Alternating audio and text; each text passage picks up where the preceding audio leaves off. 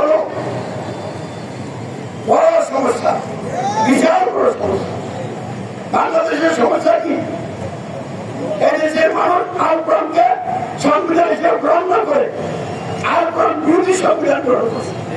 গণতন্ত্রের মাধ্যমে যে সংবিধানটা রচনা করা হয়েছে, এই সংবিধান বলছে সমাজ এবং রাষ্ট্র পরিচালনার জায়গায় জনগণ এই সমাজ রাষ্ট্রের মালিক, সকল ক্ষমতার উৎস চূড়ান্ত আদানকারী অর্থাৎ রব।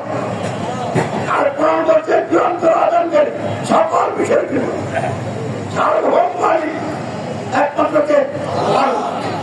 তাহলে গণতন্ত্র আল্লাহকে সার্বভৌম মালিক অমান্য করে বাদ দিয়া জনগণকে সার্বভৌম মালিকের আসলে বসাইছে।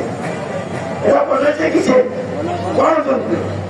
এই গণতন্ত্রের মাধ্যমে রচিত সংবিধান। বাংলাদেশের জন্য সমস্যা হলো গণতন্ত্র আর গণতন্ত্রের ভিত্তিতে রচিত সংবিধান।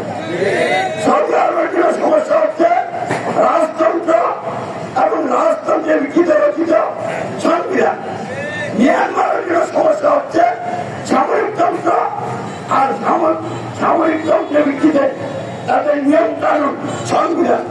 এমনি ভাবে প্রত্যেকটা রাষ্ট্রের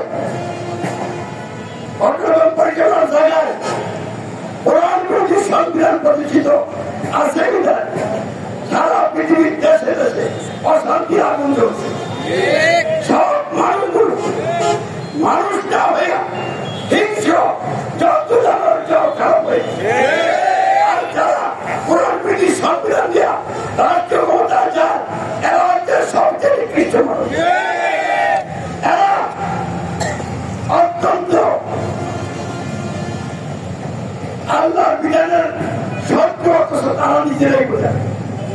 তারা ওই জায়গা থেকে কোরআন বিরোধী সংবিধান দিয়ে প্রতিদিন যেসব কাজ করে প্রত্যেকটা কাজের কুফল তাদের উপরে পড়ছে। তাদের পরিচালনা দ্বারা পরিচালিত হয় সকলের পাপ একত্রিত হয়ে এই নেতাদের উপরে পড়তেছে। আমাদের বাংলাদেশে বর্তমানে প্রধান উপদেষ্টা বেশি বিপদ আছে।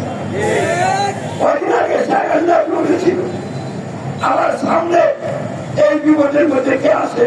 কেউ না কেউ আসবে ইসলাম প্রতিষ্ঠানা। আমি চাচ্ছি আর কেউ না আসুক, ইসলাম আসুক।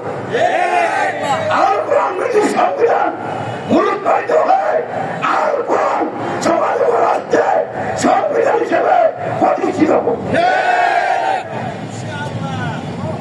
এই চাওয়াটা যদি আপনি কার্যকরী করতে চান, আমার চাওয়ার সাথে সম্পর্কে একাকার হতে হবে। কারণ আপনারা কি আমার চাওয়ার সাথে একাকার হবেন কিনা? প্রথম কথা হল আমার চাওয়াটা কি ভুল? আমার চাওয়াটা তো সঠিক। আল্লাহ তো আল্লাহকে আমাদের জন্য সংবিধান হিসেবে বলেছে। আমরা আল্লাহ তো সংবিধান মেনে নিব।